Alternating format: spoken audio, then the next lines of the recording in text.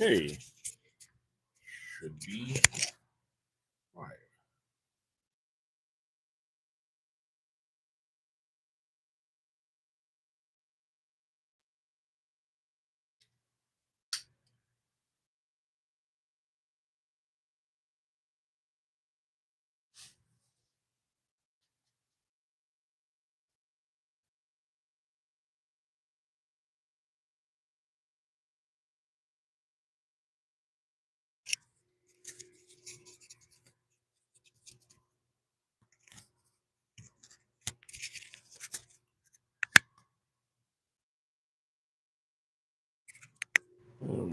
Air.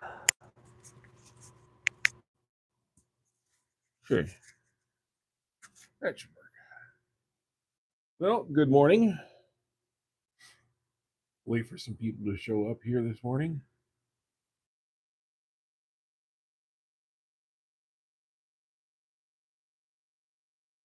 See how y'all are doing.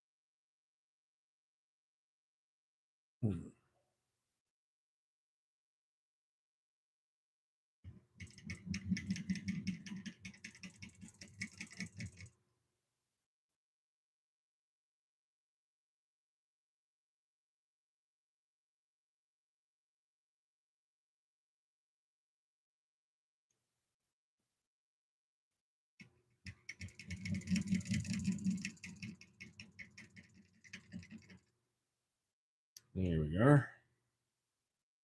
So,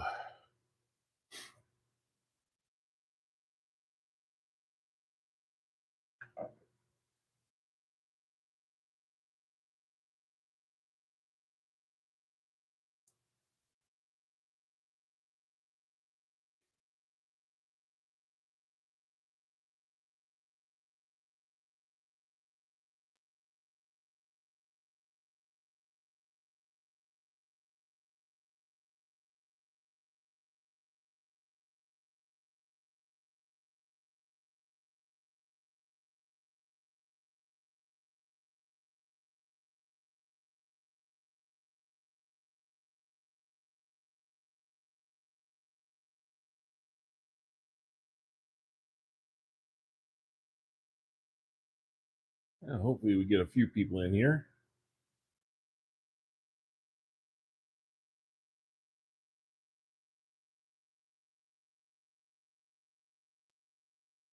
Ah, wow. Okay. Some people popped in. Good. Good morning to all of you. Yeah, pop. Yeah.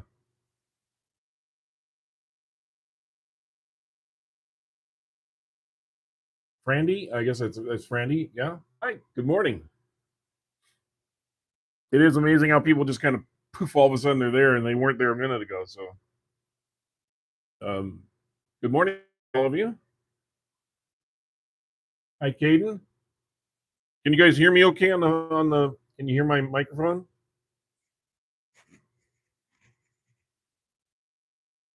Moderate, Caden. You want to be a moderator? What are you? Are you to cut people? Why do you want to be the moderator today?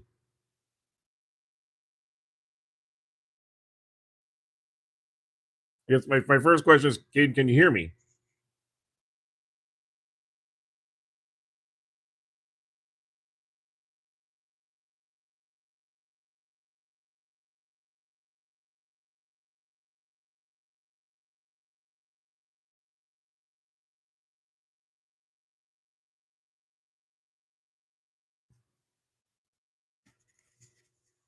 Yes, no.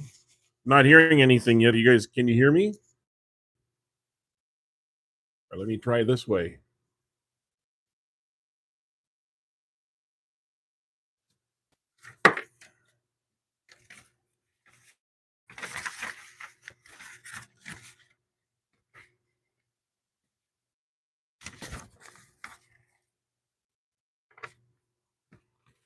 Yes, you can. Okay, good. Sorry, just moving some papers around here.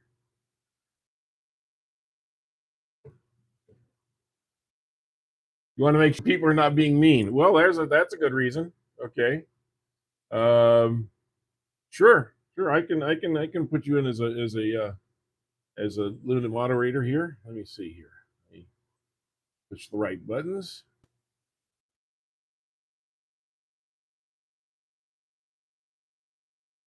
Okay, you are a standard moderator. You can now moderate as long as we're fair to everybody. So where are you from, Caden?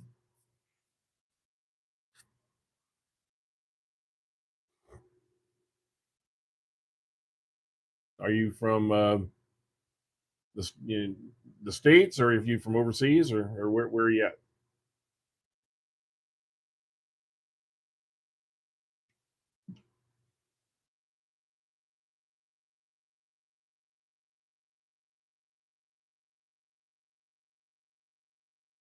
There's a little bit like having a conversation with somebody on Mars. You send the message out, you wait about a minute for the answer to come back because of all the time lag in between. Make for a long conversation sometimes.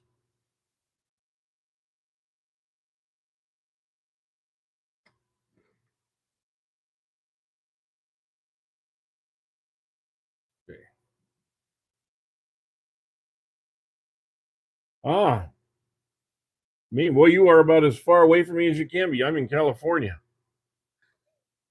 Beautiful. I'm sure it must be beautiful up your way right now with all the colors and everything. Oh, well, I guess probably the colors are mostly gone at this point, but all the beautiful colors. Anyway, let's get started here since we got some people in here. This is the Birch bowl I was starting to work on the other day, and we had a problem because it it blew off the tenon. Well, it didn't blow off the tenon, but it came off the tenon a couple times because we had some really punky area in here, really punky wood, and it was just catching every time I tried to turn it. Because some of this is really hard, and then this is really hard. This is punky right here. So what I thought I would do is I would go in here with a Forstner bit and also a steady rest just to kind of keep it in place. Now, it's a little bit off. It's a little bit wonky if you'll notice. Just a little bit of shaking here. It's not as bad as it actually looks. It's just because it's just the way the thing kind of works. But it's really not off that much. It's off maybe a 16th of an inch here, and then it goes up. That's about as close as I could get it back to even was about a 16th of an inch off. So it will affect things a little bit. But what we're going to do is we're going to go in here and we're going to drill out to right about here, and that should give us at least a hole to go into, and then we will try again to work the outside or the inside of this bowl. There's no guarantees on this one. Sometimes the wood just doesn't cooperate, but we're going to give this a try. I don't know the temperature where you guys are at. It's about 35, 30, 38 degrees here this morning and clear. It is. We went cold really fast, but it'll warm up. It'll be in the 60s by this afternoon.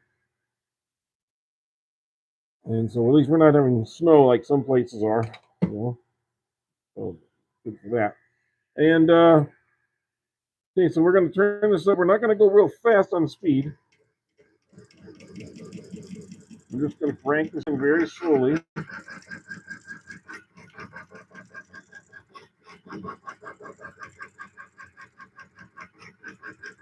I can go up the speed a little bit.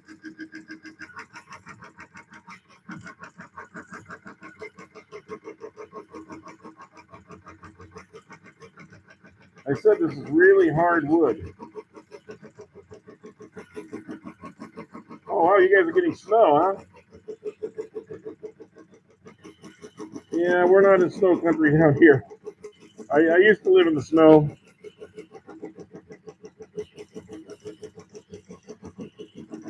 And I do miss the snow. Hey, Johnny. How you doing this morning?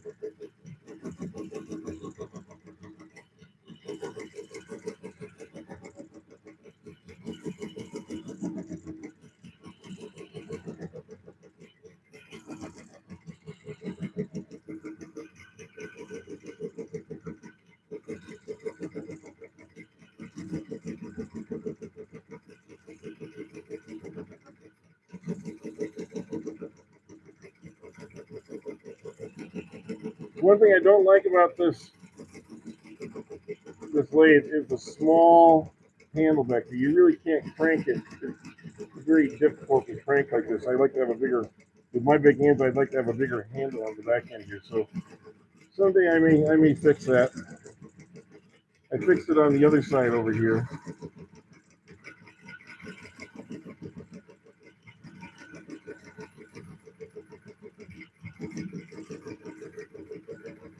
Okay, I'm going to pull this back out. There's getting a lot of stuff in there. And I just want to check my measurement here just a little bit, just make sure I'm correct. So I am in there. I'm in there about 2.5 inches right now. I'm about here. I can go to about here, so 3 inches. So if I measure that out to 3 inches, I can go to right about that knuckle. I think that's about all I'm going to feel comfortable doing.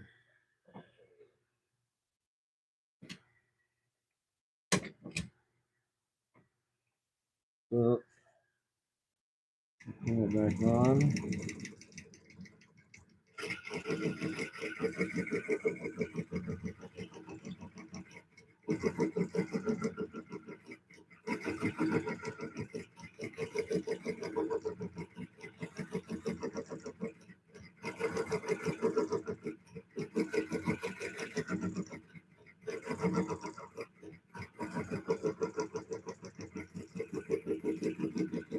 It's good to have a nice sharp Forstner bit, and it really helps to.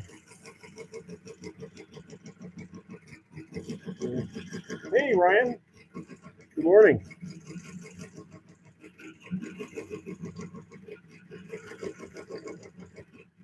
If you don't know Ryan from 77 Rockets, you can check out his channel.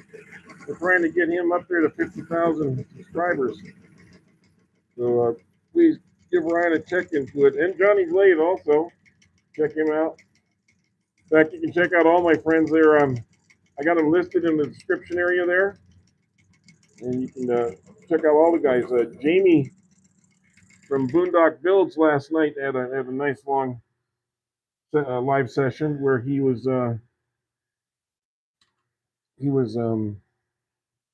turning some pins and so forth, and been working on some cheese cutters.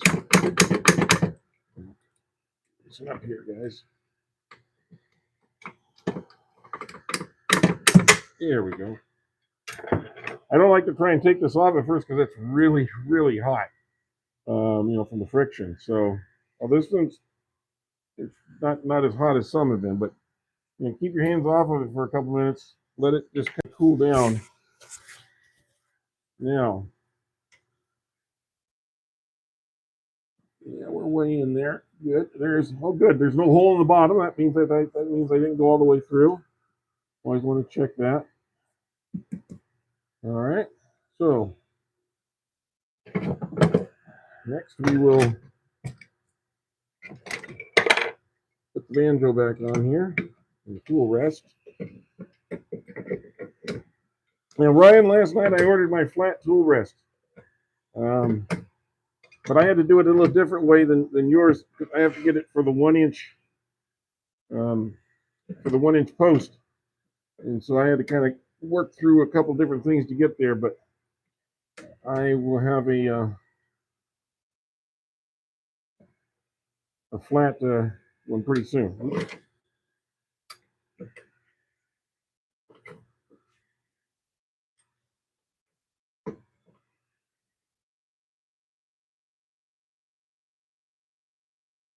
Here we go. Get a little closer here. Do it with your hand. Make sure that it's okay. Get your clearance. All right. So far, so good. Now this is gonna be the hard part. I'm gonna use a carbide tool only because I want to use it like a scraper here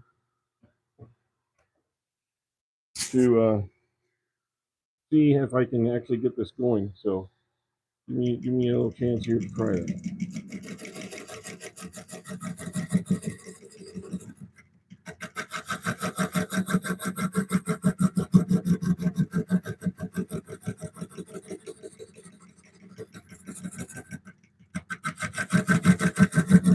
Kind of straighten this out a little bit.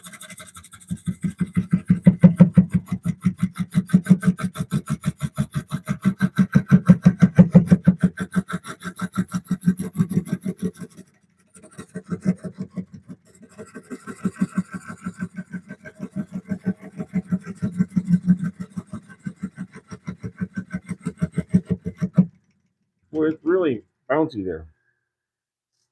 Really bouncy there. I know this is a little bit unbalanced. That's okay. That will hold. And the miter's holding.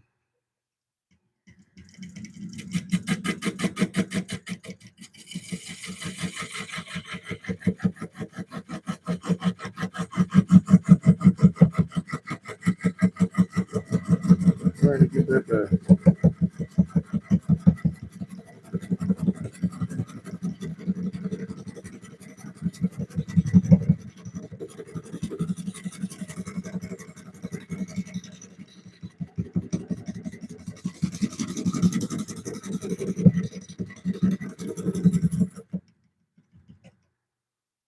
Still wonking on me.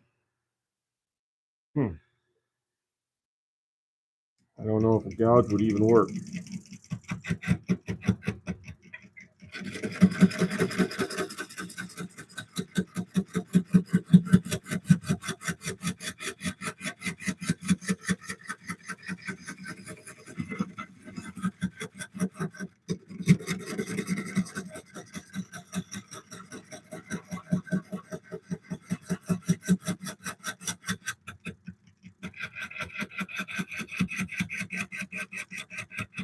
It's just bouncing out. I get this straightened out. Oh, no.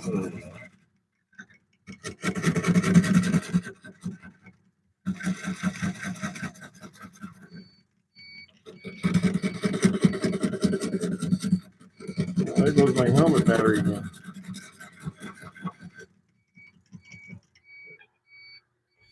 Oh, that's irritating. Damn helmet battery.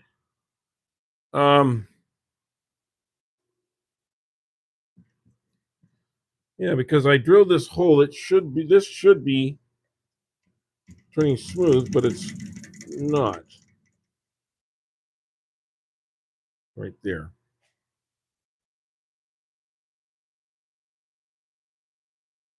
By the way, guys, hit the like button if you would, please. I'd appreciate that while you're in here. And I do have something else I'm going to do after this too. So we have a couple projects this morning, but I just wanted to kind of play with this one, see what I could do. Boy, that is really. Look, I take my nail. I can't even scratch that. That's how hard that wood is. I'm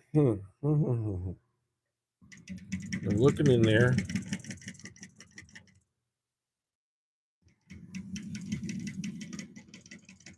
It's bouncing on me. You know, I'm gonna try a little something here just to see.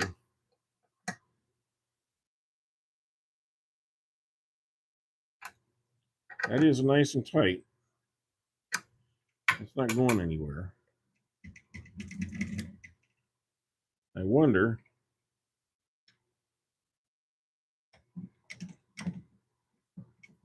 If I take this off, if this might be causing some of the wobble now.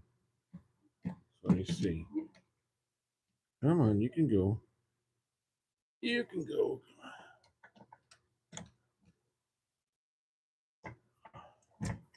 There you go. Let's just kind of see what that does.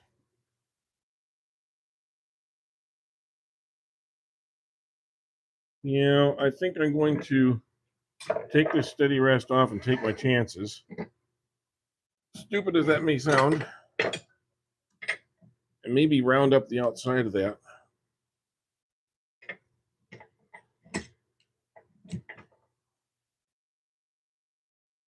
Put that down here for now. Here we are. Put this back up. And see what we can do.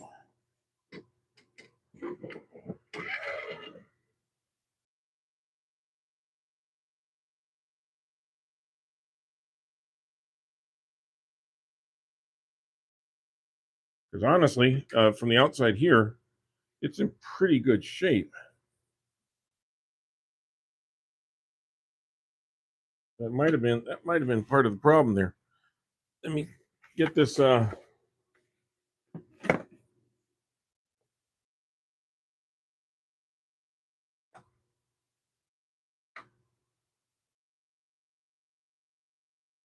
let's see.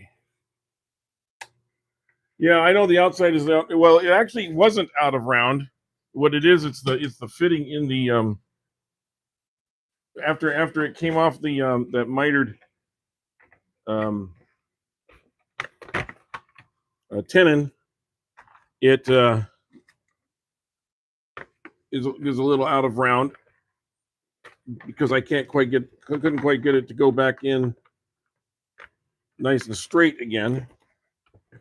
So that was part of the problem, Johnny. But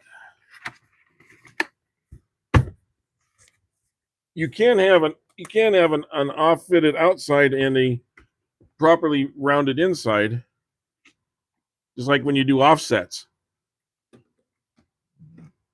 problem, of course, is that's not what I'm trying to do here. I'm not trying to do an offset.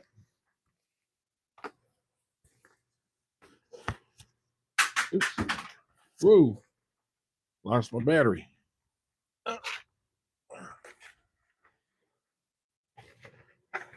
Boy, the fun of live broadcasting, right?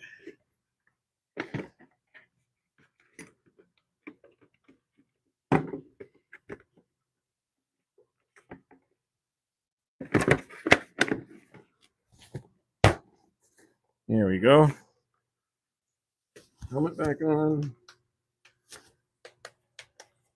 Battery not working. Let's see. It's just one of those mornings, isn't it, guys?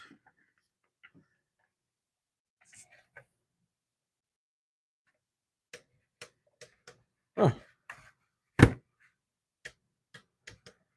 Interesting. Well, we'll have to go a different route. Guess I'll be wearing a mask for a while without my hood working because that battery didn't charge for some reason, even though it said it was fully charged. Okay, if you guys have trouble hearing me, just kind of let me know.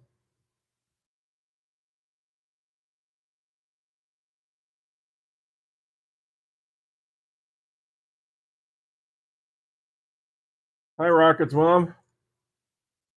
Tom? Okay, I'm going to try and, we're going to go old school. Let's see if we can do something with this. No guarantees. Let me, I'm going to do the outside just for a second, just to see how far out we are. See, there's hardly any wobble there. If I hold this up to it, the scraper.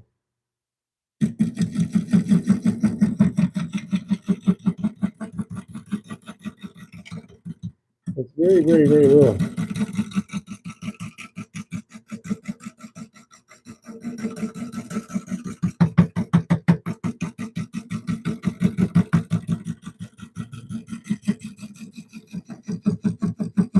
may be able to I may be able to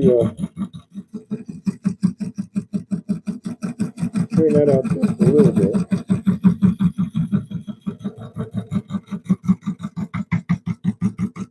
More pronounced on the back side than it is on the front side.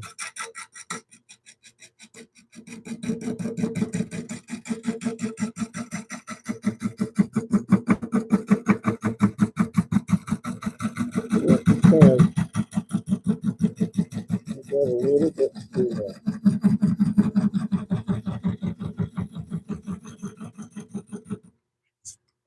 Let's see what that's doing.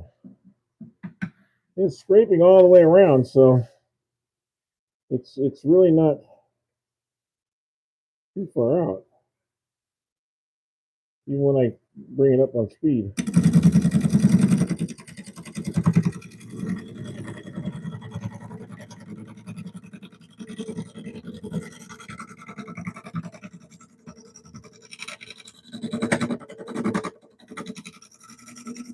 The only thing I'm really bouncing on is that bark area.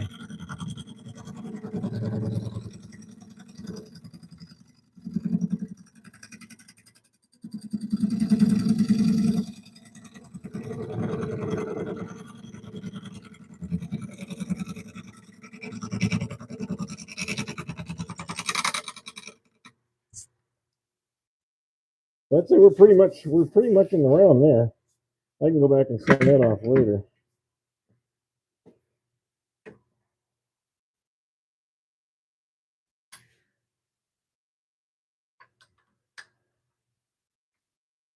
Yep, come on. Nothing I like more than wrestling with my tool rest. I think I need to bring it up just a little bit too.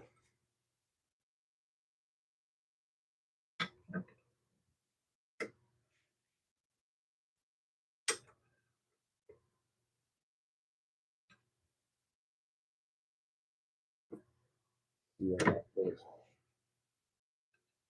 always a matter of angles and pushing places.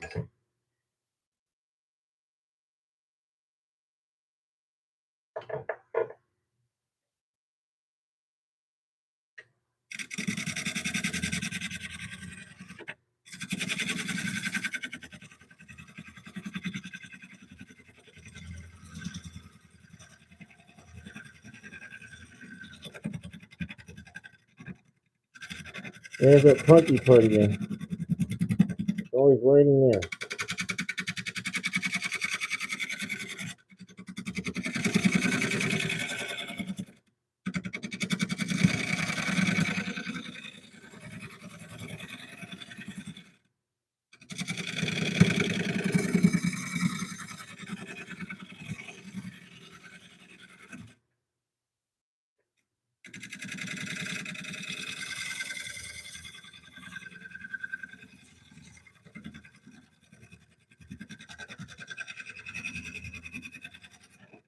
It is a little bit easier though without that steady rest on there, kind of bouncing it around.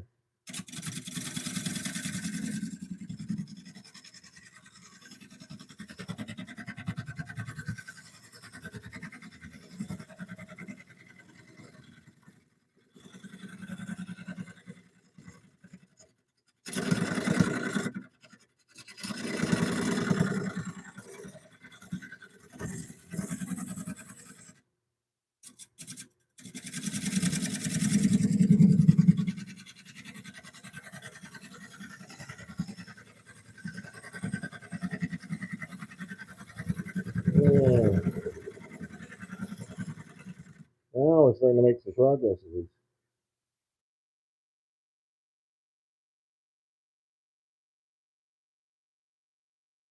Hi Jamie, good to hear from you. Hope you're selling a lot today.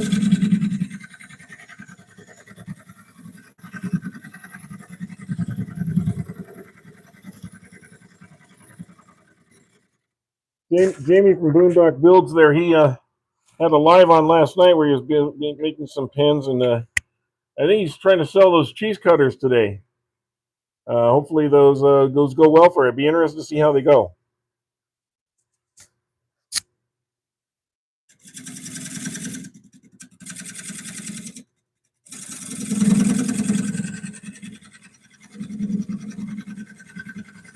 now we're starting to make a little progress.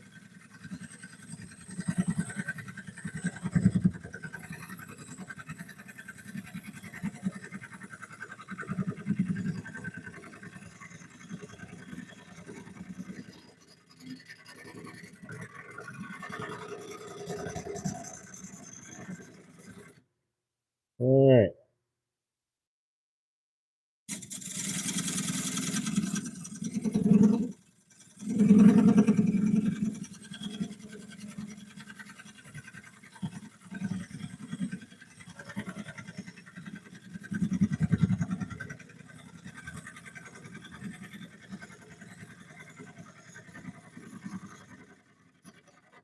Those of you that have watched me before, you know I kind of approach the carbides as like a scraper to me.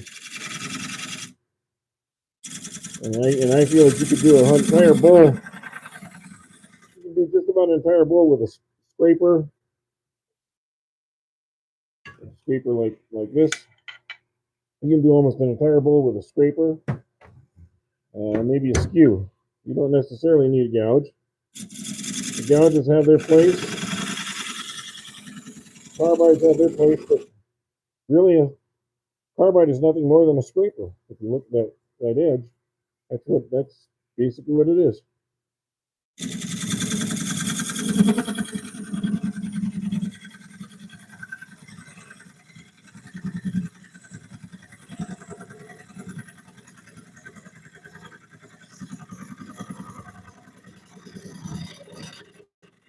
Right, kind of just widen this out just a little bit more.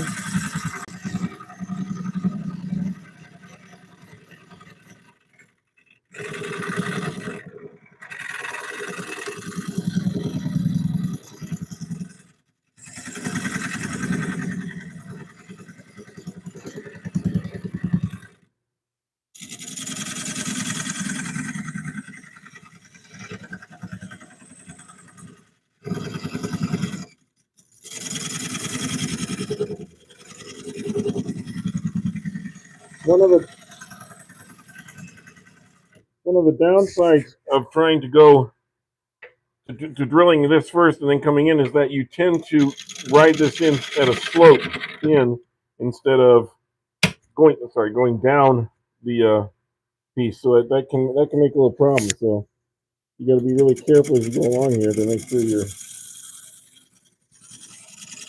still going in.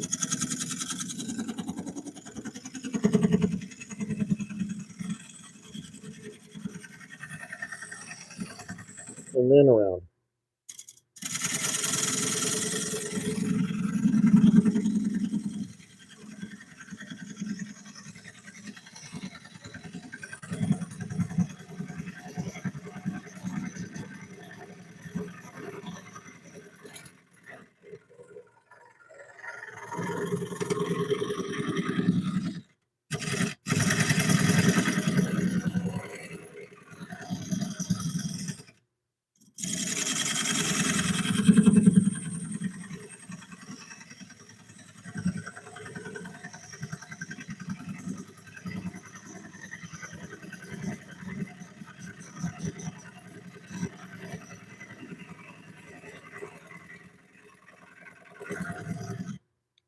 Yesterday I went to I think I gotta adjust this. Yesterday I went to a estate sale and spent a few dollars there. Got some really pretty nice old tools. It was a woodworker's shop, and I was hoping to find some really nice pieces of wood. Unfortunately, I didn't have too much of the nice wood left. There's a little bit of mahogany, which I grabbed, and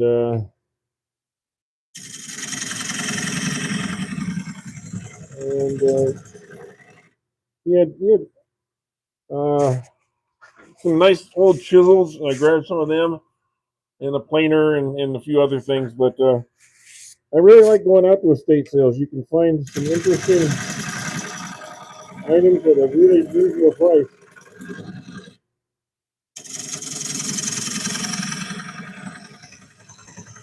He had about, I'd say 15 distant saws of different sizes, the nice distant saws, all of them probably close to 100 years old or so, and all in good shape. He kept his tools in very good, sharp shape, and they were selling for $3 a piece.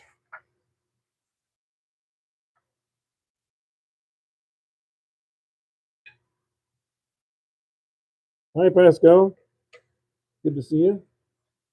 Please, if you're in here, please hit the like button or subscribe. That would really be helpful to us. It does help grow the channel a little bit. And we've got like 200 people in here, so say hi. Press the like button.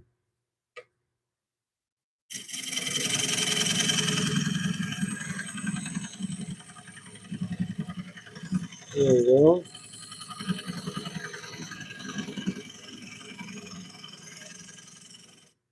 Yeah, it helped to get a little bit sharper edge on that carbide.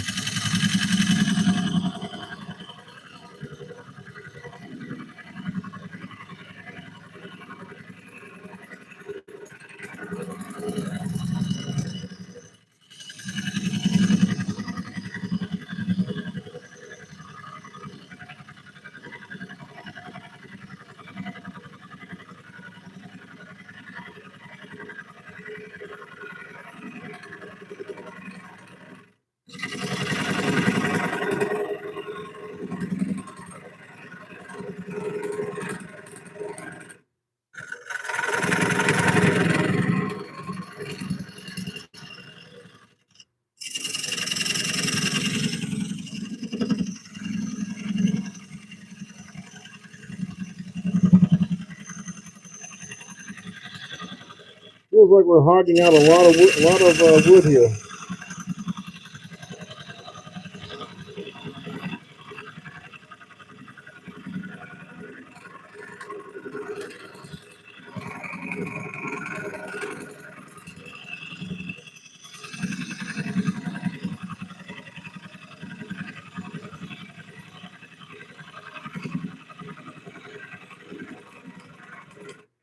And that's because basically we are hogging out a lot of wood in there. Sorry, my head's getting in the way of the picture just a little bit, but yeah.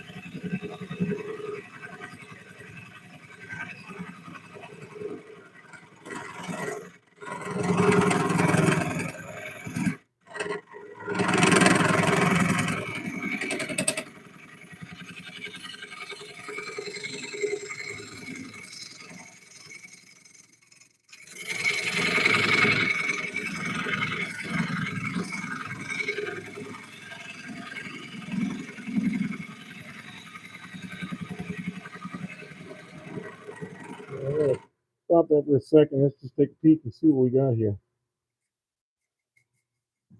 Oh yeah, you can start to see some of that grain in there. It's gonna look really sweet. Yeah, so good. I think I'm gonna have to angle this in a little bit now so I can get a little bit better purchase on things. I'm gonna make sure that I keep this slope going down. And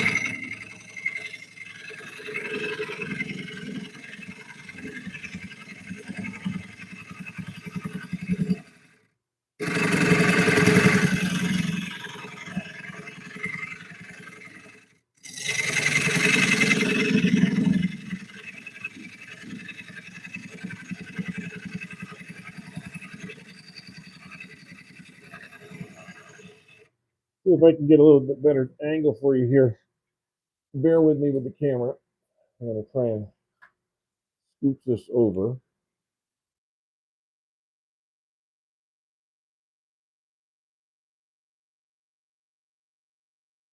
So my head's not quite in the way as much.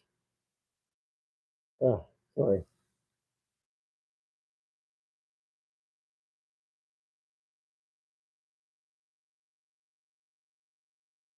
Sorry, guys. I know that's a little difficult sometimes, but trying to get you in the best spot so my head's not in the way.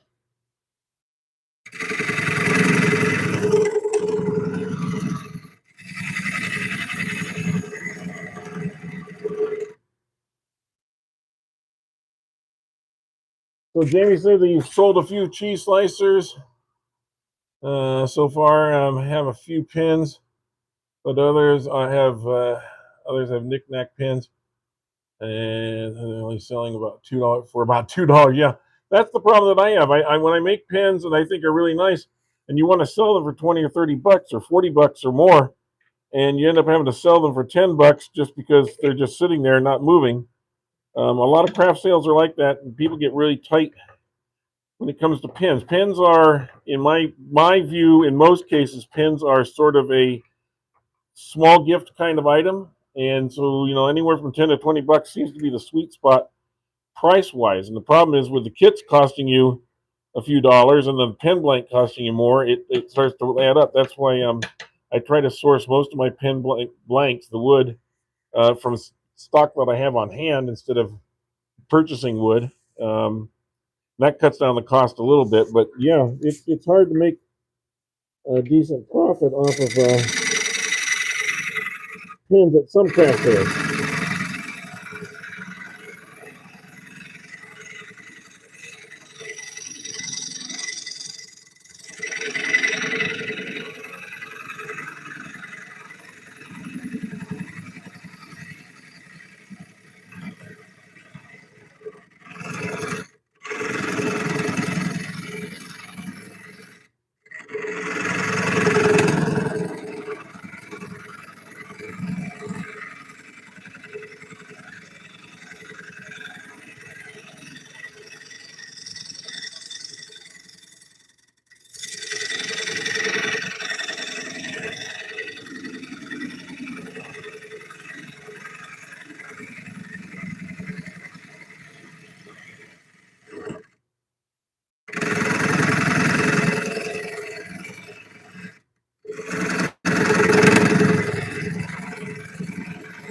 Where I may run out of room here at the end is having enough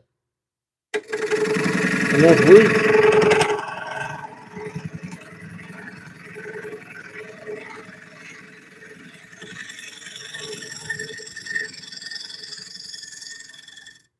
Enough reach with this tool to get down all the way to the bottom.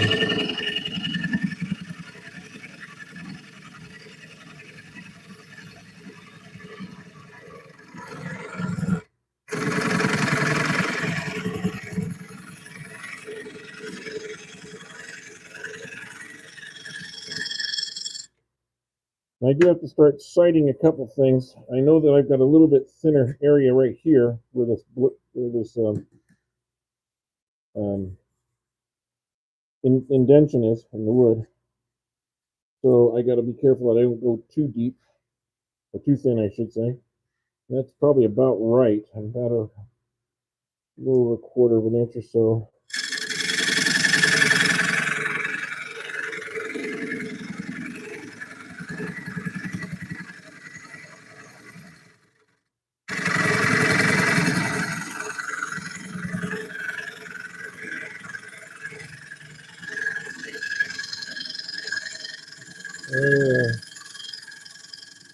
We want to smooth that out just a little bit too. Yeah, a little rough spot right there.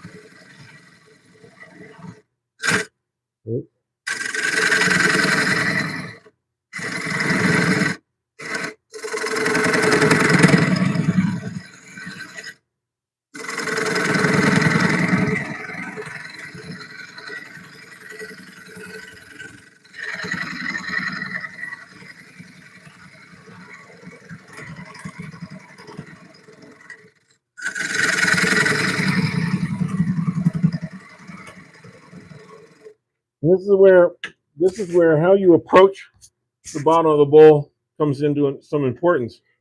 Because see if I can explain this. If you are coming from the bottom and you come up, you tend to slope your curve in. If you come down here, you can be following that line and just keep pushing that in so that you're going straighter into the wood and then coming around, so you can keep that maintain that wall thickness. Coming this way, you tend to curve because you're not pushing against the side there as much. So it's all in how your approach is into the wood, and so I kind of prefer to come down the slope and in because I can get a little bit more of a bite right there.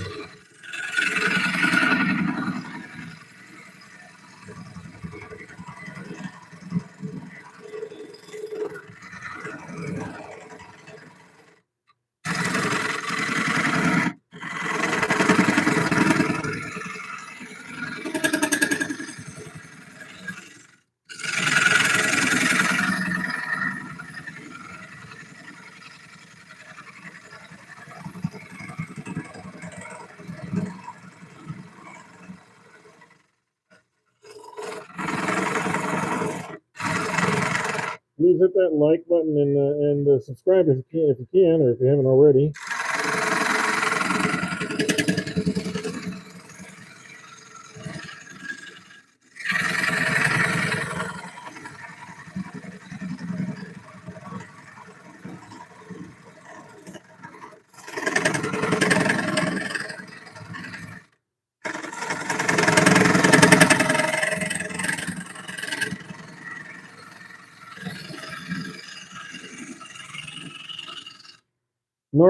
Normally we do a live every Thursday, and usually one or two others during the week. But because this next Thursday is Thanksgiving, I'm thinking I will probably not do one on Thanksgiving Day.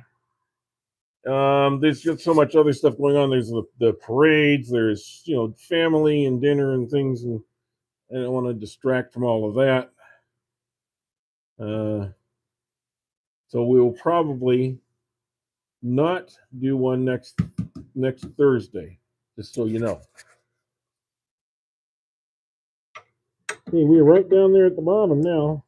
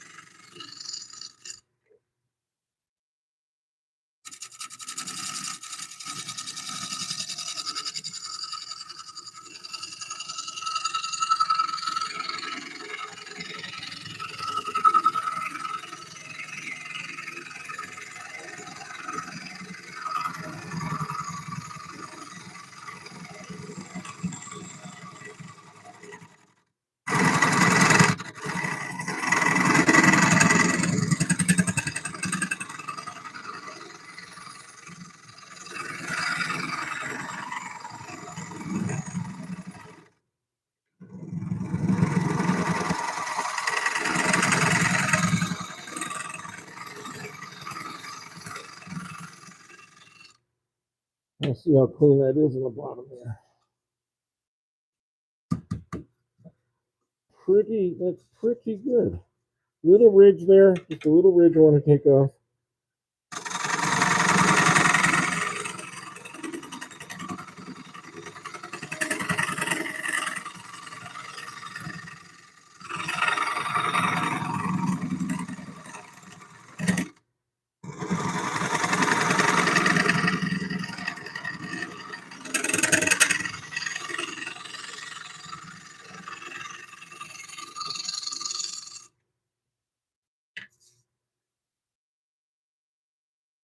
Yeah, there and right there.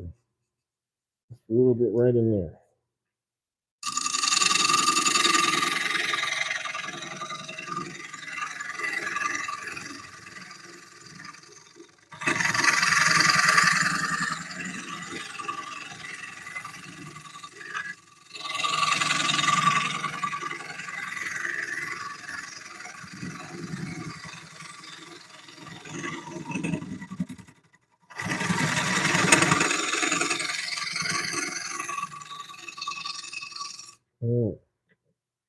get a feel for that.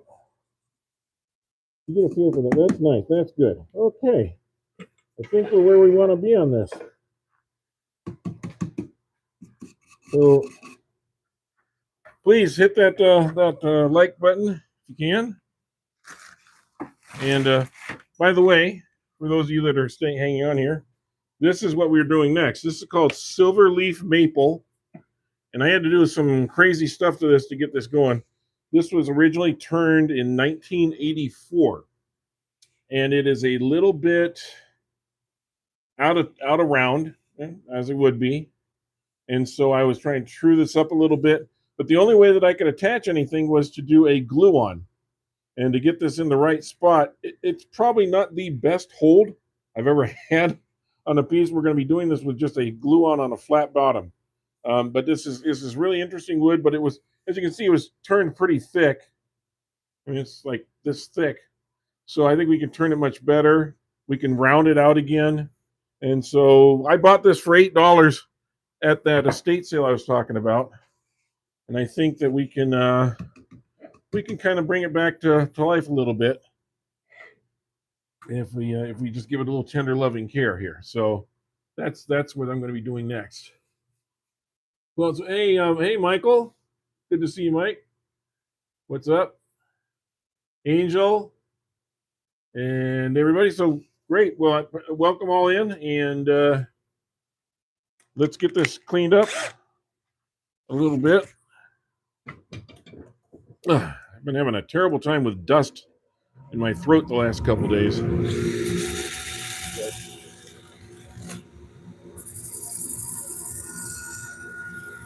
I don't like to use this method on the outside, but I'm trying to clean it up a little bit.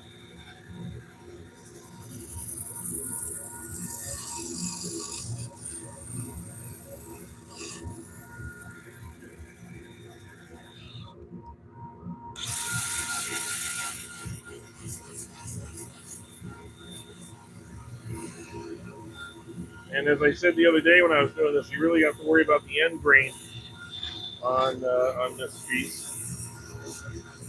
But there's a lot of figuring in this wood, a lot of figuring.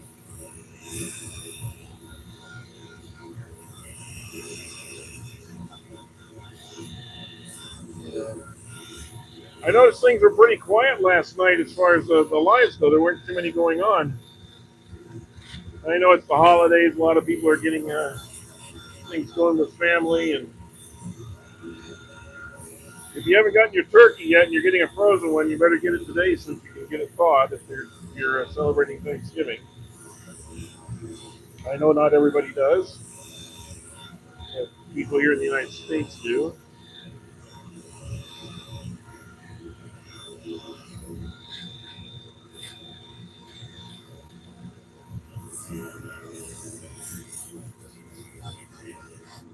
In America, we're all dieting this week, so we have room for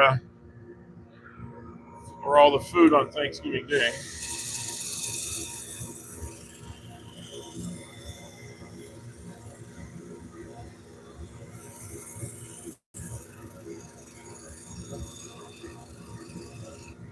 In fact, somebody sent me a reminder. They said, "Remember to turn your weight scale back 15 pounds before Thanksgiving, so that you don't surprise yourself afterwards." You know.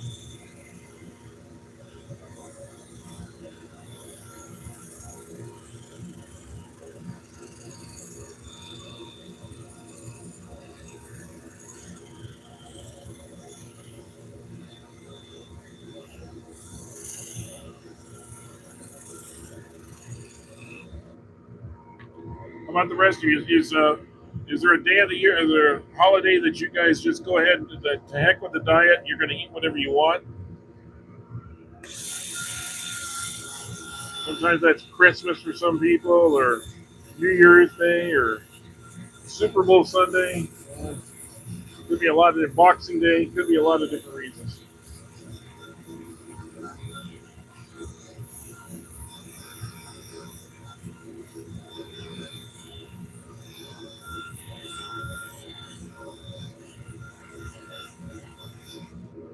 Yeah, that's already feeling really nice, even after just even after just the 80 grit. I'm liking how this is coming out. And just to remind you,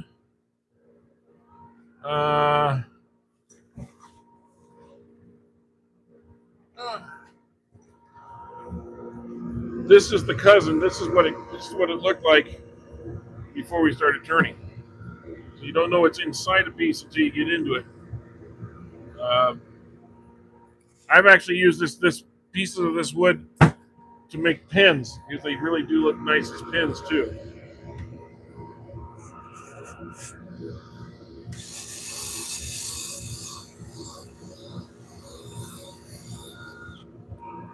Okay, let's go to the next bit here.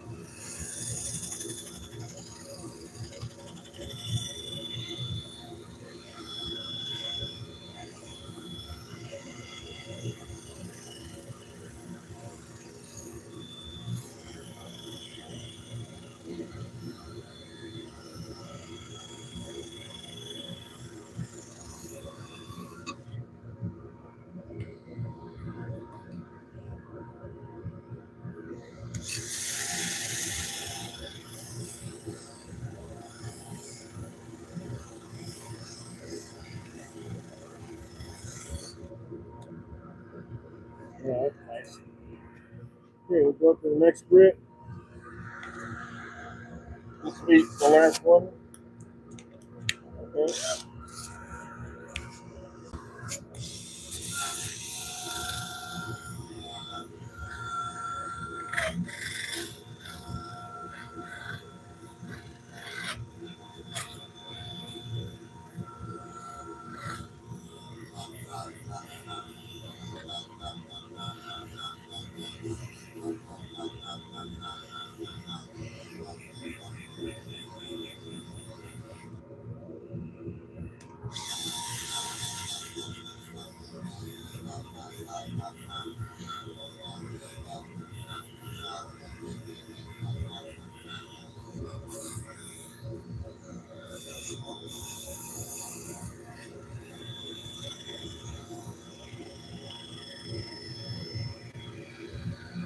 Pick out that wobble.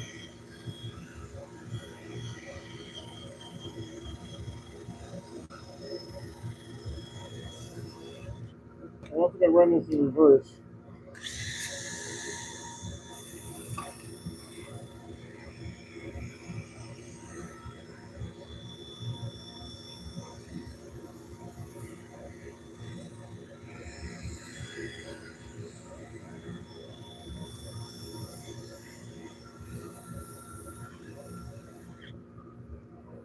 There.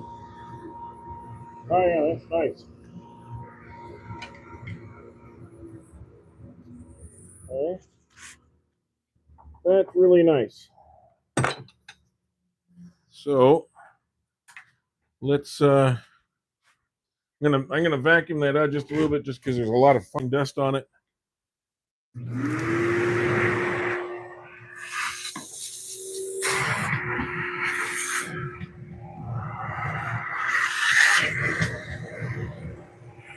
Kind of a good practice to do that before you do your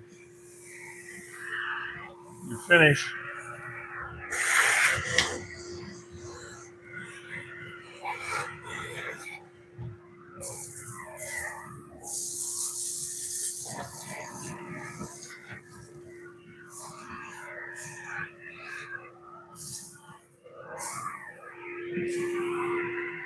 Okay.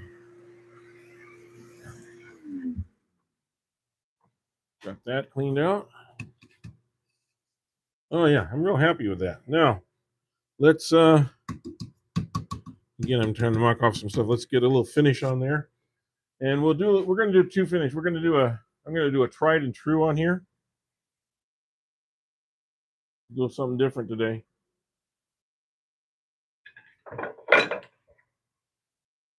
Okay, we're going to do some tried and true mixture. So Johnny, I got that wobble out of this, and I think it was part of that rest was maybe exaggerating it a little bit.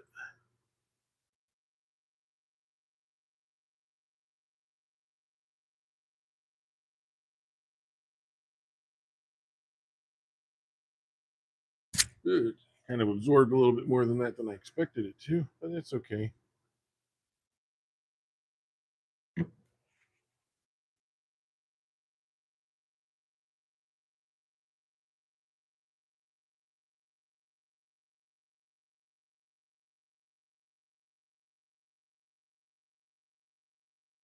Let that soak in for just a few seconds, and we'll spin that up.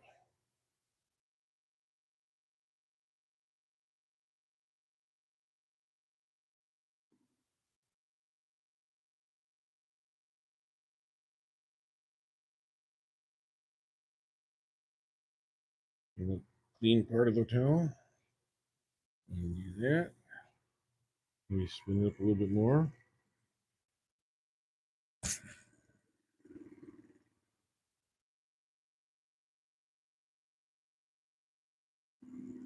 And see how the outside of that comes off.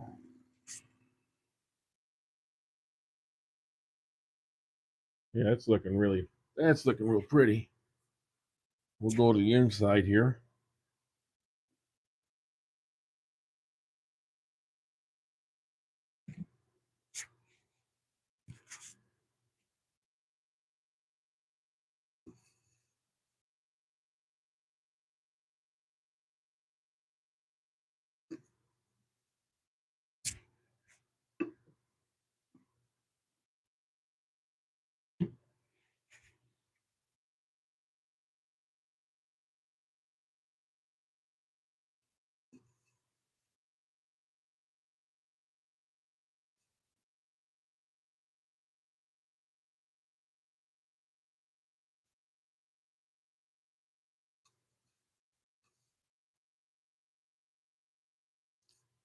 I think I got into all the spaces in there.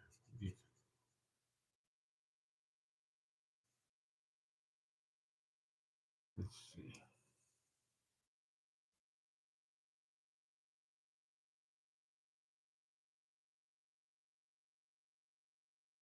Get in there. It's just a little bit shiny.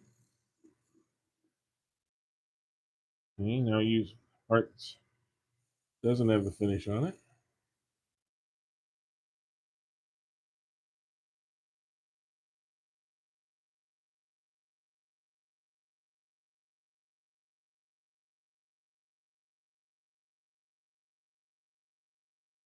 Pretty good. I think I'm gonna switch over.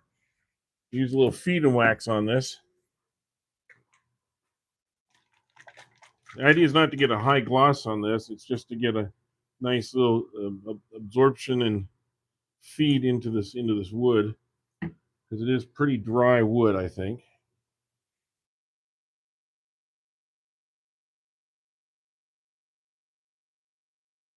And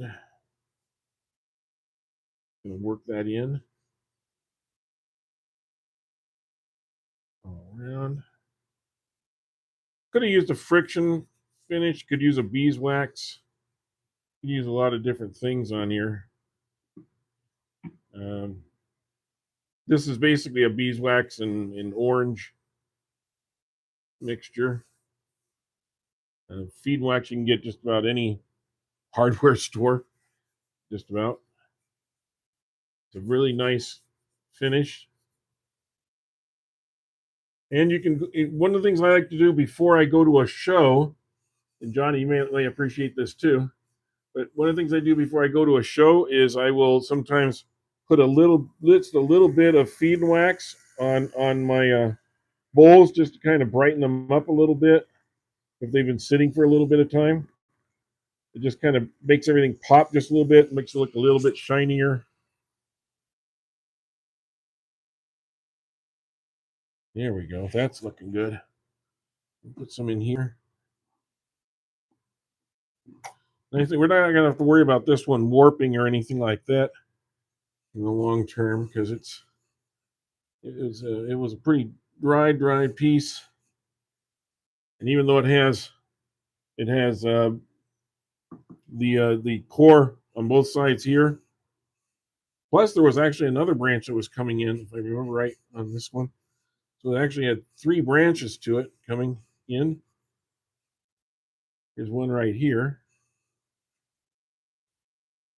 So with all that going on inside, this turned very well without any bug holes or cracks or anything like that, other than that punky part of the wood there that we had to deal with by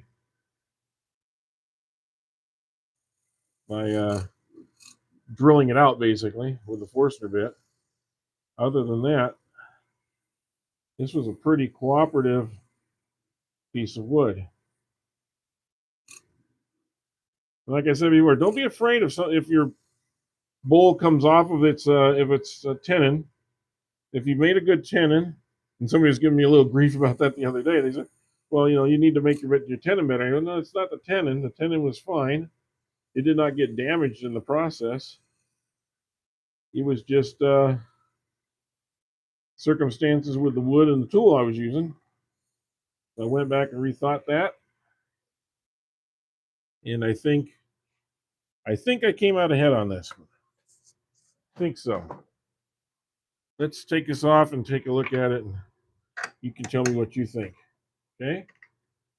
Here we go. Here's our bowl. All this figuring in here. There's the inside.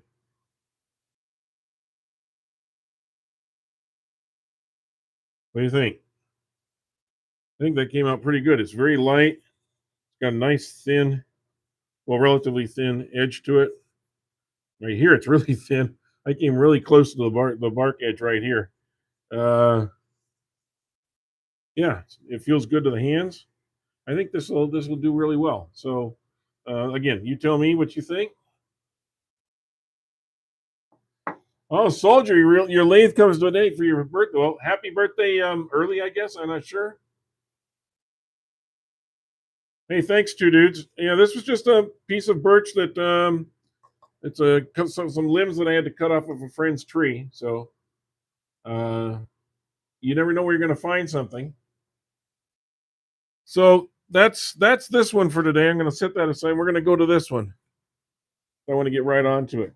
Now, this one, like I said, this is silverleaf maple. Don't know where the guy got this wood because it's not something that you'll find around here. As far as I know, I've never come across any silverleaf maple. But it seems to be a very hard wood. And it actually was scrawled on the back here that this was turned in November of 1984. So here we are 41 years later, returning this bowl. Okay. So let me mount this up and I'll get you in the better picture frame here. We can pull that out just a little bit so you can see better. There we go. So this is silverleaf maple. It is a little bit out of round. I kind of did a preliminary turning on here just to see what I was getting into. So we will be re-rounding it, and then I wanted to. This might have been a high school project or something for somebody. The guy who was because 40 some odd years ago, the guy that had the wood shop. And it was actually a full-fledged shop. I mean, it was huge. It had 3 rooms to it. It had a huge back room. I mean, the guy really put some work into it. And one of the things I thought was great was he had he actually in the concrete in the floor, he actually put in metal grates, and he put all the ducting for all of his different dust collections in that below ground, under that grate, so that everything just popped up and you connected right to your sander or to your joiners and whatever else. So there was very little dust in that place, and the dust collector was in a separate room all by itself, well ventilated. I think he really put some thought into it when he was building his workshop, and he had a big sign out front. It looked like New Yankee Workshop, actually, the sign that he had. And so anyway, I think he was there for 40 or 50 years, is what some of the local people told me. And so good on him that he was able to do that for so long. Now, this might have been something that his kids did or something. It's not. It's he didn't have a lathe. He did have some wood there that was turned, but he didn't have a lathe, so I don't know how he was turning. Or maybe the lathe got purchased at some point. So what I was doing preliminarily here is just using a scraper. Oops, actually that's used scraper. And I was just seeing how out of round we were.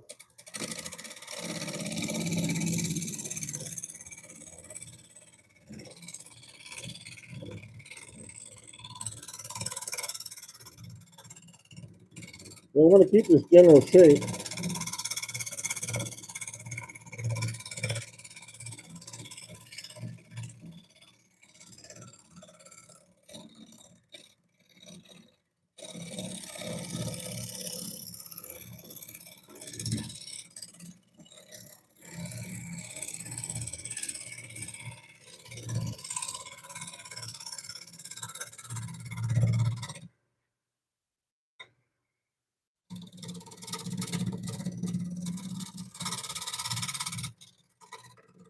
The wood does move and turn over the course of time.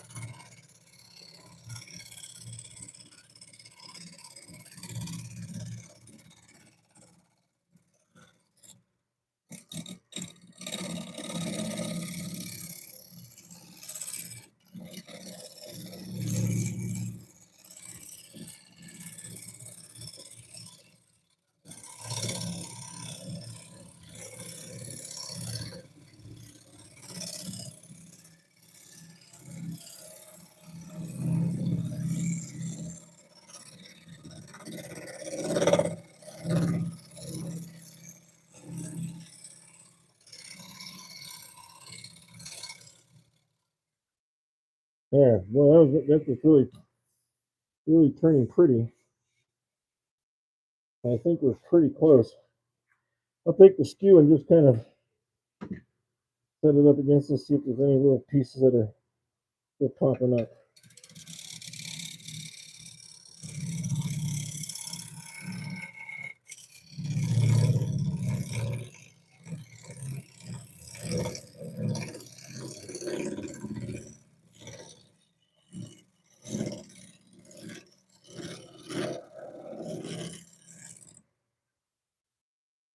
I'll turn this just a little bit more so you can see just a little bit more what I'm doing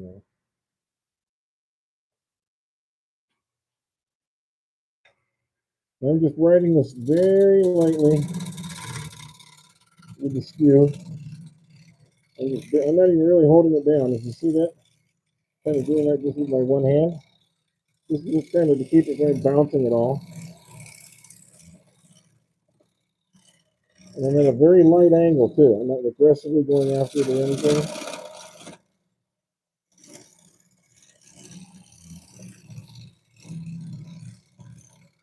Just trying to get it as long as we can.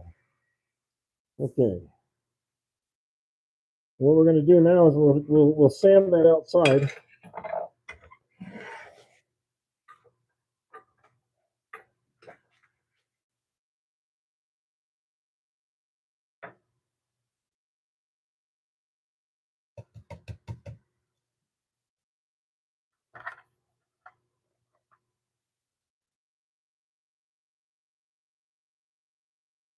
Let's see. What was it saying here? It says it's I'm trying to fighting the turning bug. Yeah, it's a turning bug. It is.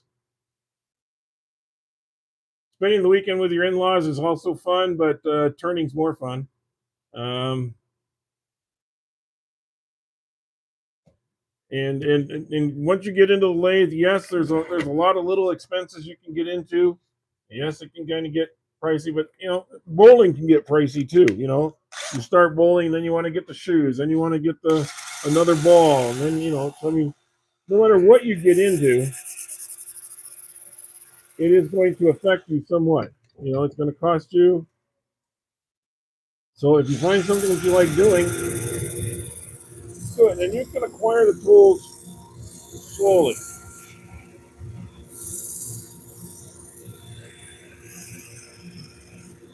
And unlike bowling or something like that, you can reuse lathe tools. Do not go bad. You can use them for 50 years.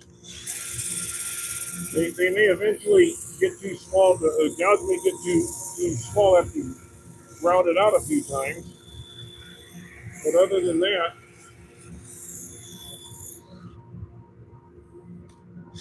you're pretty much, you got a set of tools, like a gouge or something, you got a set of tools that'll last you most of your lifetime.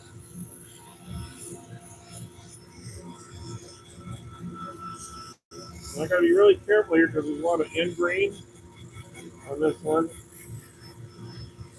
And I want to make sure that I don't,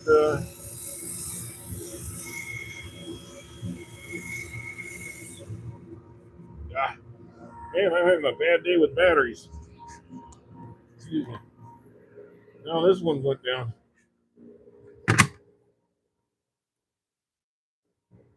I think I know what I need for Christmas. If my wife's listening, I need more batteries for my tools or something. I don't know. I mean, I got this Ryobi set and I got like 6 batteries. So I'm not using. Oh, this one's dead too. That's great. Oh, pardon me. Let's try a third one. Here we go. So, ah, sorry, I keep hitting you guys. Trying to duck under this thing. Pardon me. So, keep the thin grain sanded down so it's not poking out. Make it nice and smooth.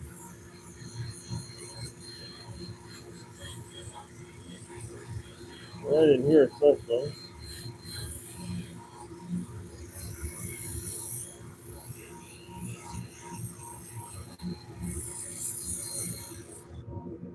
It's hard to tell because it has such an interesting waving grain in here. It's hard to tell if I missed a spot or if it's just the way the grain is.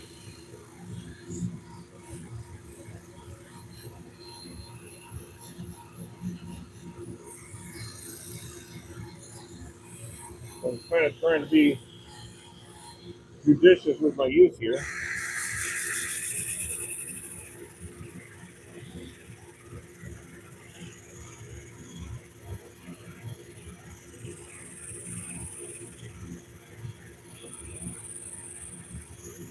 Well, one of the things you have to know about a glue-on fitting is that you're only as strong as the weakest part of your glue. In other words, if any of it ever starts to separate, you're going to lose the entire thing. So you have to really make sure you get a good bond around the piece of flatwood that you are gluing on here, and you want to make sure that you investigate it every once in a while, make sure there's no little seams starting to show through or something. That could really be a problem. All right, yeah, I'll go to the next, and I'll stop after this one for now. I just wanted to kind of get a look at what the wood's going to look like.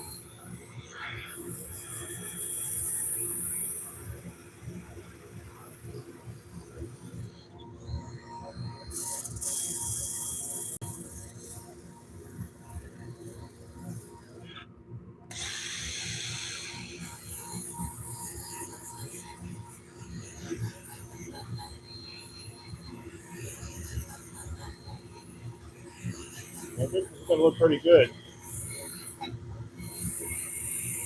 If you're still in here, please hit that like button or subscribe so you know when we're going to be doing our next live. And please go to the channel. I'm getting to nearly 200 videos now on the channel. All sorts of different things, not just repeats of the lives, but also just go to the regular video section and the shorts, and you'll see a lot of different tips and tricks. And we started off on the channel by doing about 50 or so small videos on just little tricks around the shop, especially with wood turning. And I just kind of reinforce them now with the lives. But really, those are the bread and butter of the channel. Those are the ones that are meant to be instructional. And so please take a look at some of those. I think you'll find some of them.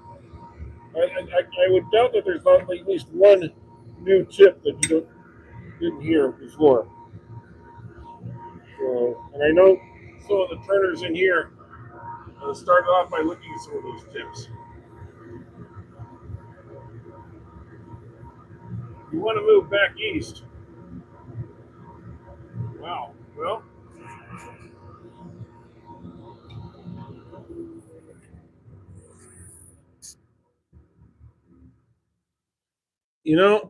what I've kind of found over the years is that no matter where you live, you make the best of it.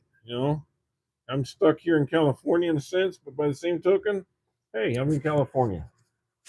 Um, and I'm not having to dig out from 3 feet of snow. Although there was a time in California when I was lived in an area where you did.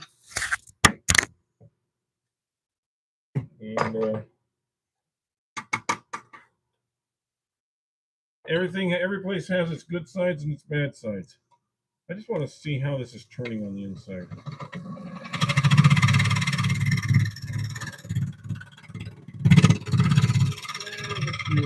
Not bad.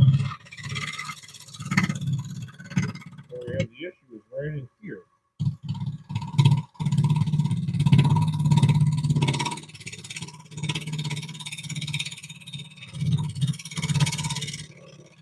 And then going down into this. That pattern.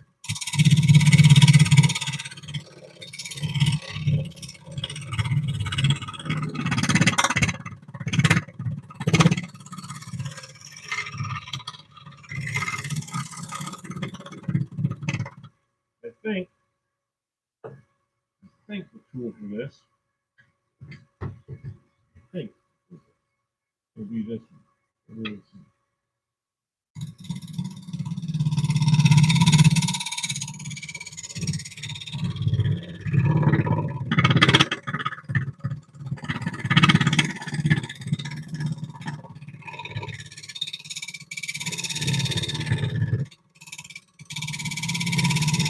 I might have to get in here with a Birch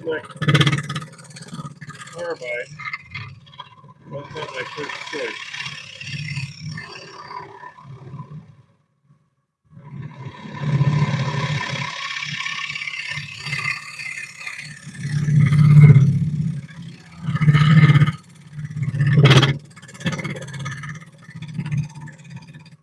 My actual first choice is to get this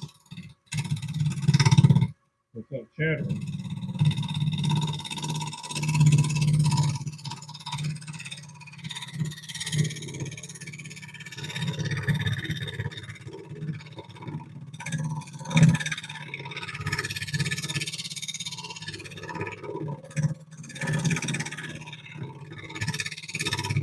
Yeah, I'm gonna have to try something different there.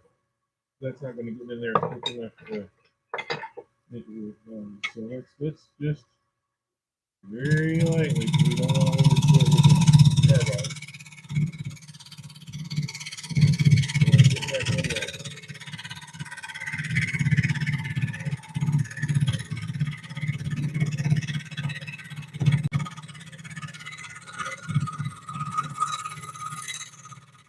There. Got to do that very lightly because any little catch, and that's going to break this glue off on the back side. But I think we're getting the right angle on this now. So let's see.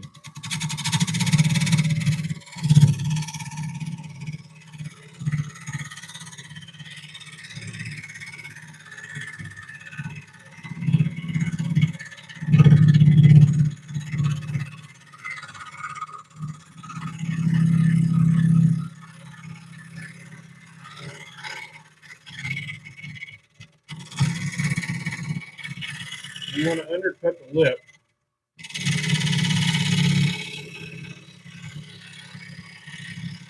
Like that.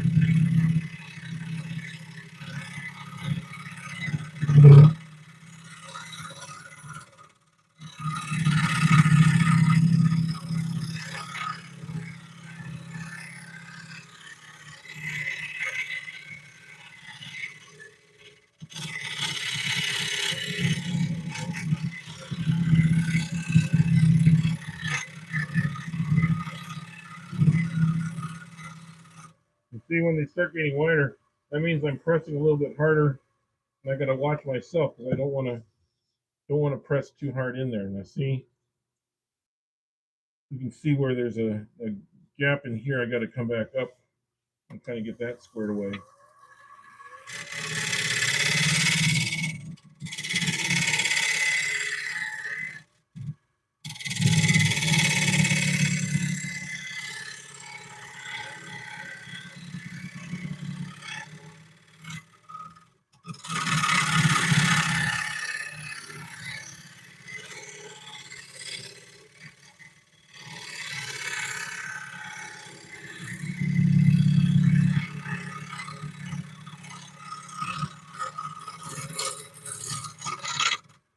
I can see why you guys back east like to turn maple. It turns really nice. It really does. It turns very nice. Yeah, I just need to work on that a little bit still. Still getting that shape just right.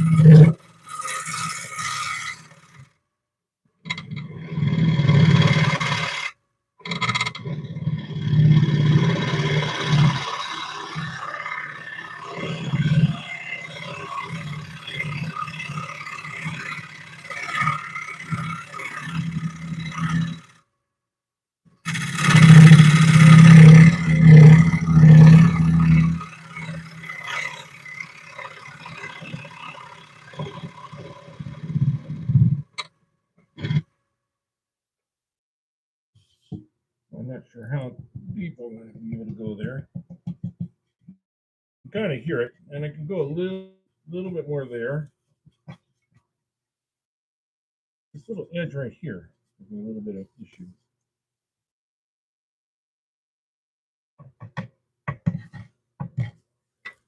What do you think, guys?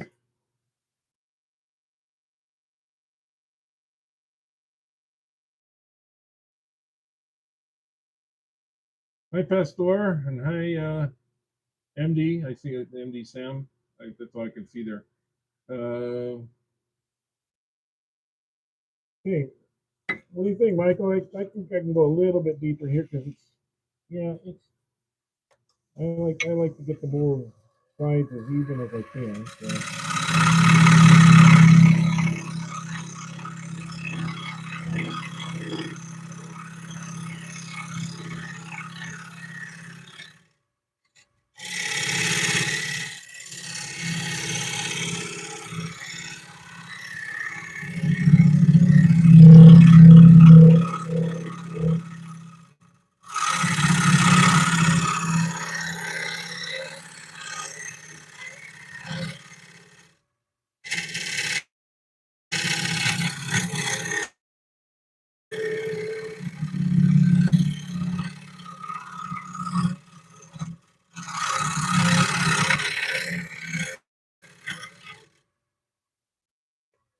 Okay.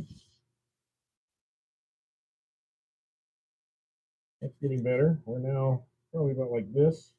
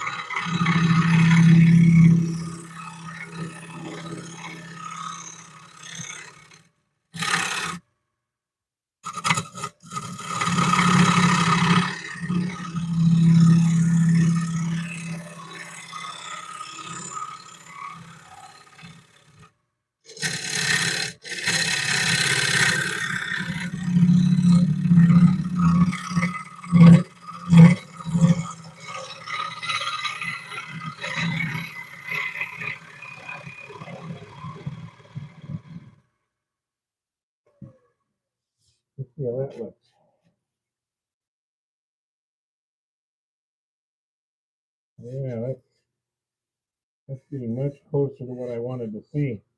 Not that big fat edge that we had before. Now it's starting to look like something. So guys, tell me what you think too. Hit the like button. Comment in here. Let me know what you're thinking. Is this coming along? I think we're getting a little more color in here. Obviously, need to clean it out just a little bit. I'll try and use a scraper for that.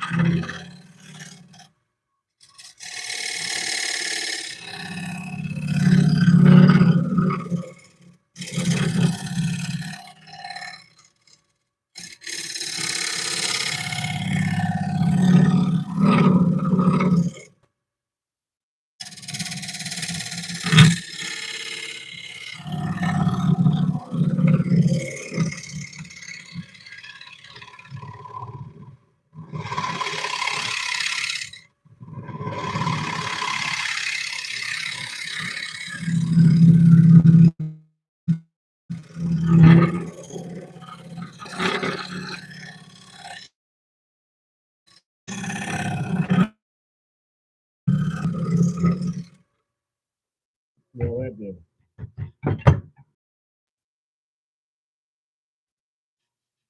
Oh yeah, that's much nicer. That's much better. Okay, let me use my little one here.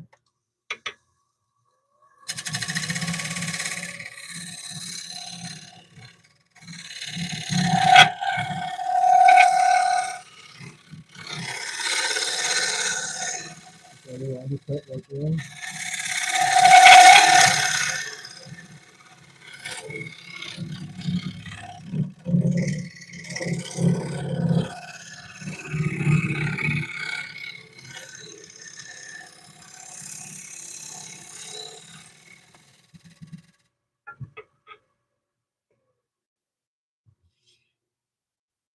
There we are.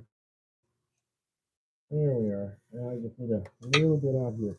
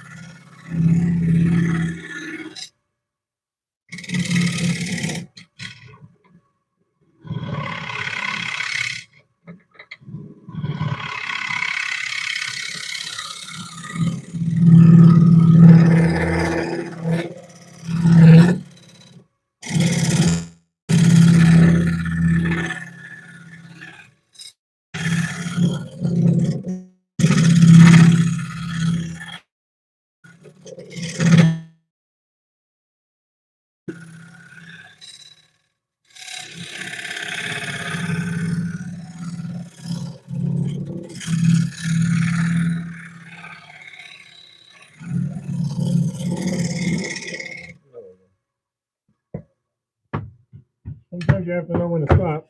I think that's when to stop. This came out really nice. This is coming out much nicer than I thought it would. I wasn't sure about this glue up to hold it on, and it took me a long time to get it as centered as I could. So now I need to sand this out and see what we can make of this. Okay, so let's get in there, sand this up, turn this dust collector on.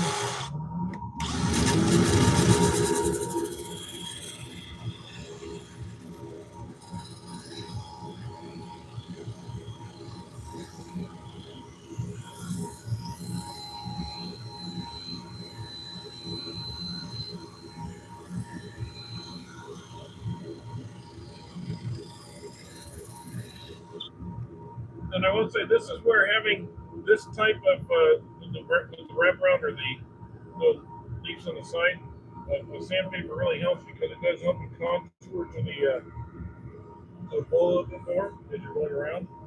I'm going to put this in reverse.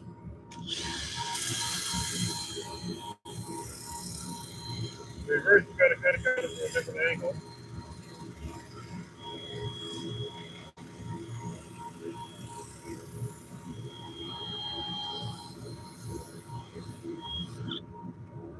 Okay. Good. Good. Good. It's not going to take a lot of sanding because it is really, really kind of a cooperative wood. I don't see it soft. It's definitely not soft wood.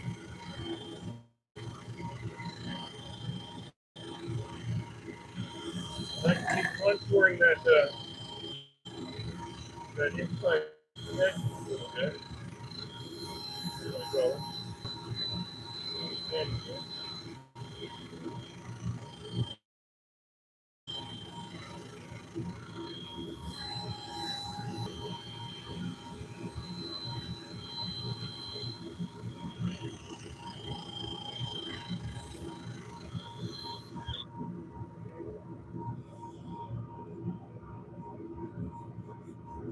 And that's sanding up beautifully. Sanding up beautifully.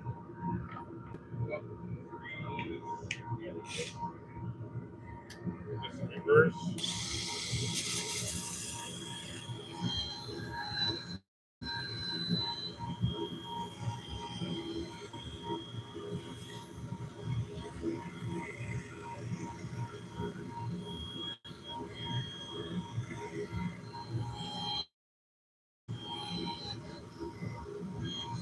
And I'll turn it around and go the right way.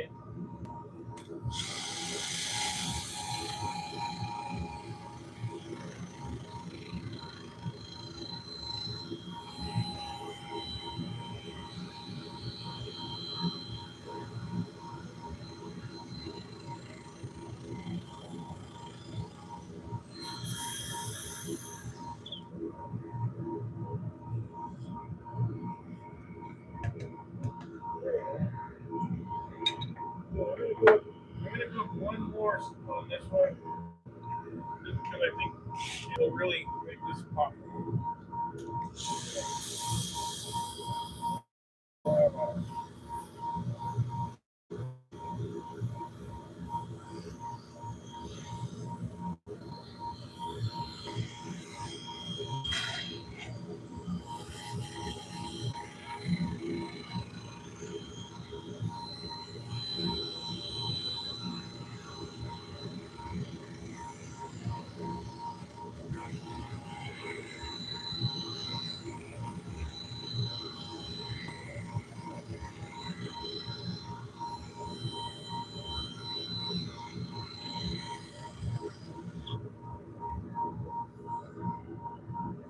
Oh yeah, that feels really nice.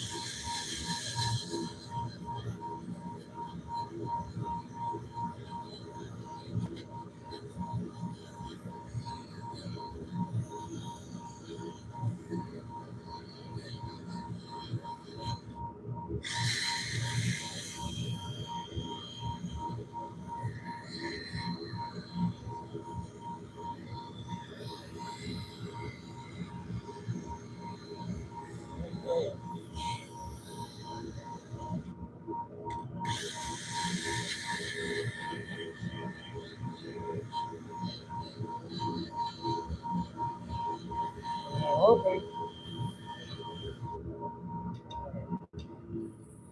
I'm hoping that I won't find any little mistakes, or not mistakes, but little ingrain pieces.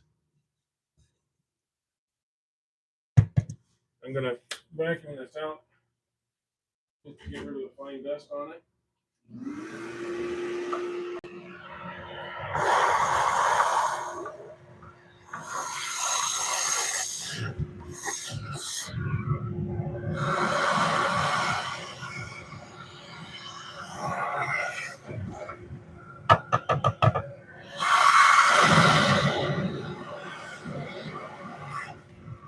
And I can see little ingrain things even there. Check doing that.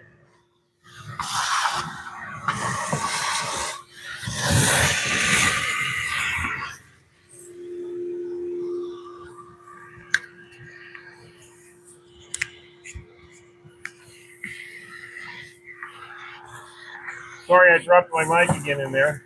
I hope you guys can hear me okay.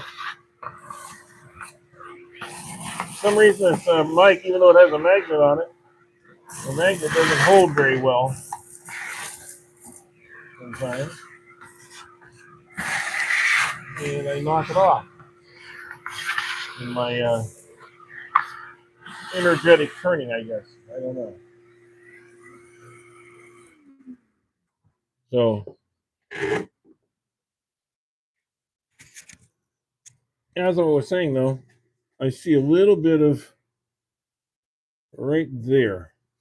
And let me get that just before we get putting the finish on. I want to make sure I get that out of there.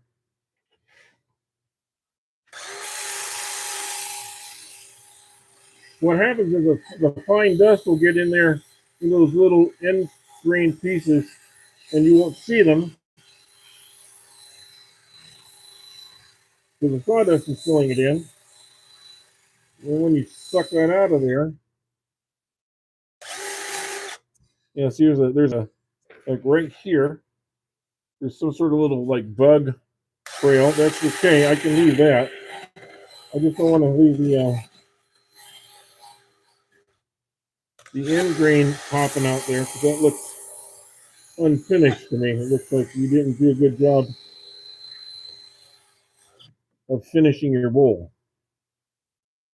So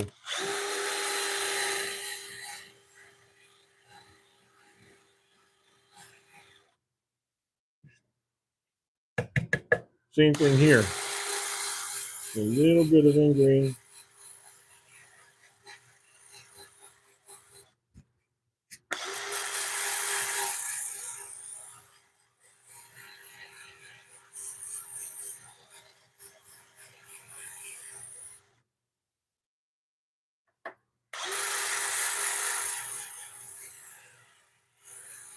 Right there.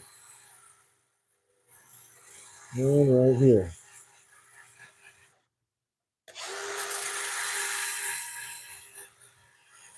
It's good to go over your project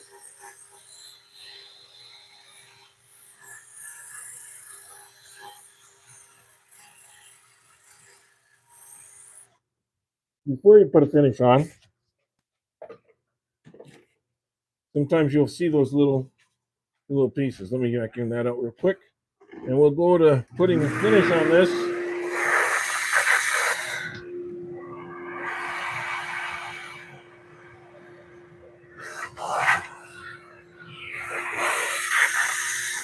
Okay. Now, this time I'm going to use, I think I'll use my juice that I usually use with the tung oil. I'll put some on the outside here because this will not color the wood much. It will bring out some of the pretty little silver parts to this and the little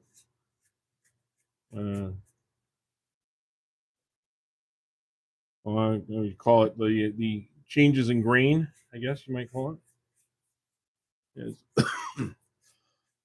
Excuse me. And at first it kind of muddies it and darkens it, but then it will lighten up as it dries a little bit. So don't think of this as being the final color. This is just because it's kind of, you're wetting the wood. It's just like if you poured water on your wood, it's just wetting the wood and it's going to make it dark for a little bit. That's all.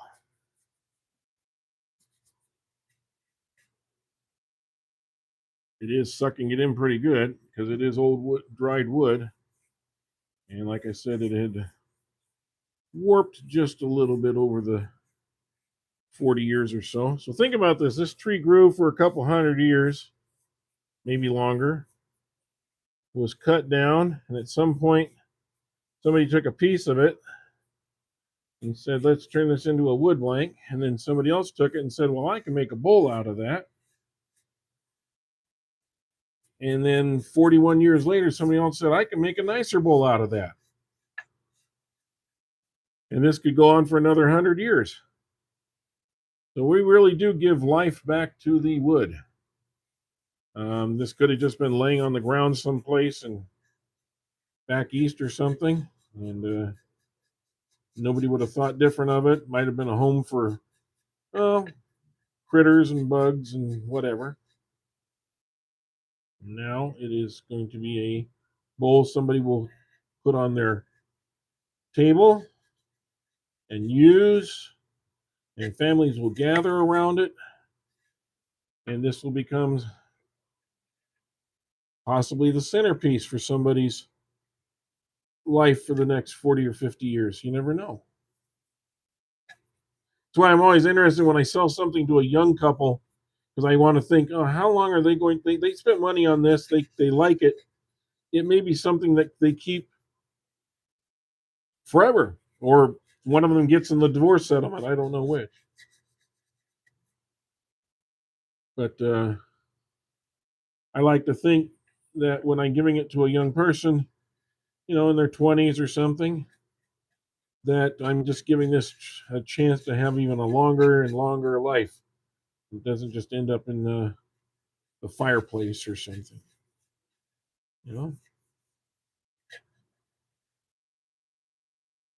We should all be able to. Wouldn't it be great if we were all able to have a second and third life, in a sense, like this, and just keep after we're physically gone? It'd be kind of nice, wouldn't it? So there we are. Now you can kind of see the colors in that bowl.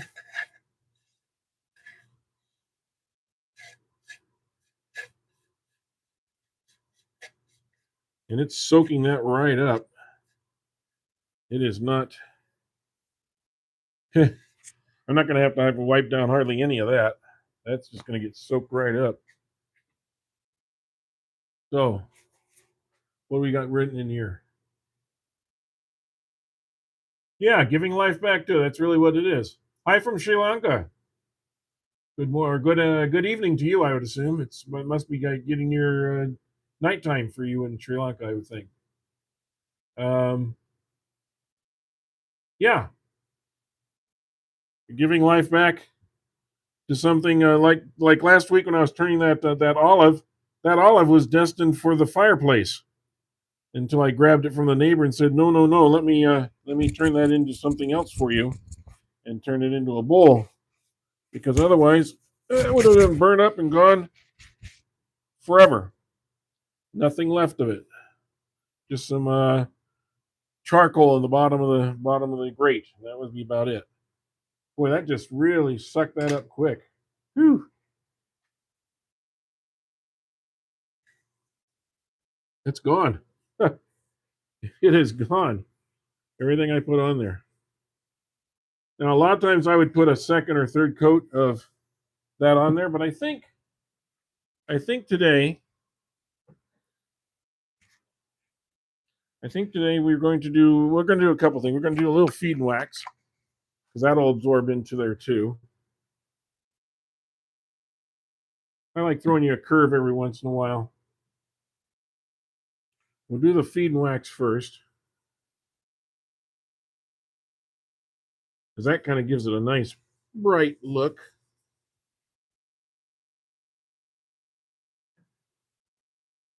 And we will, yeah, that kind of really shines it up a little bit. That's nice. And then I might give it some of the very rare Johnson's paste wax. There's a little story behind the Johnson's paste wax. They stopped making it. And when they stopped making it, people said, wow, that must be worth some money now.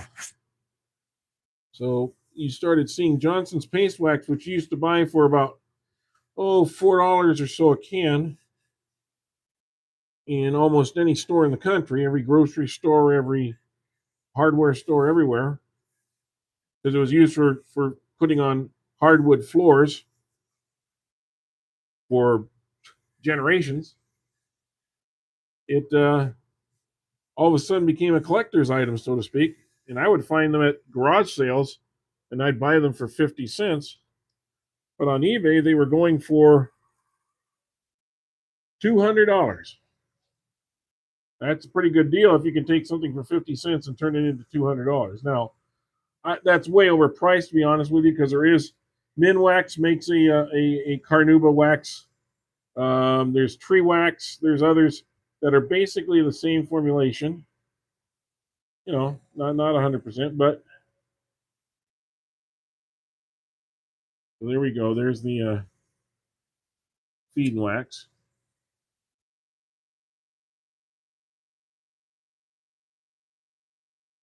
And that's really nice.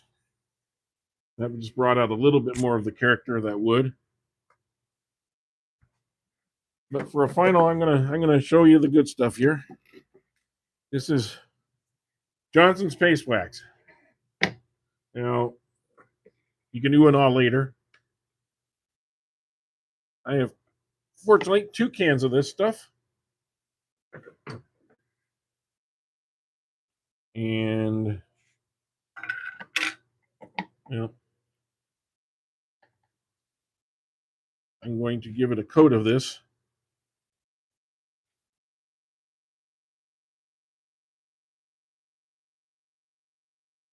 And then I'm going to let it just dry for a couple days because it will take a couple days to really settle into the wood. And we'll buff it out again, but I will put it on for now. We will give it a quick buff just to get the luster out of it.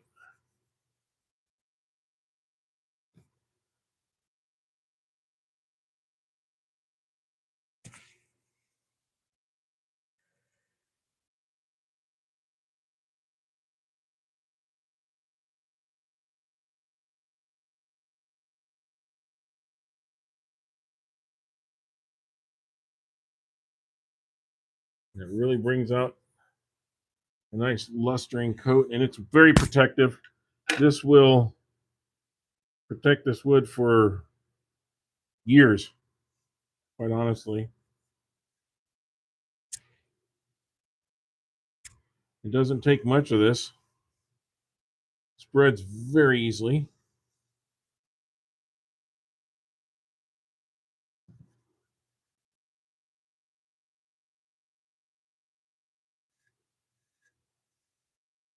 And we're going to get in there.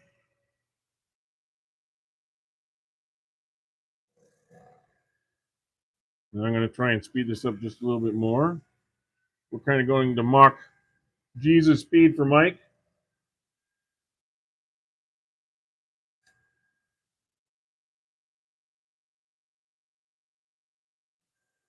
And that friction and that heat actually helps it get into the wood fibers and on a molecular level kind of polish up the wood. Okay. Now kind of go back over this a little bit.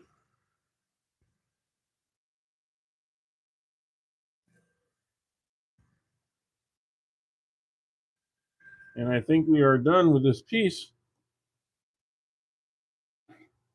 Hi, Daryl. Okay, so that, well, that is a nice hard finish, I think.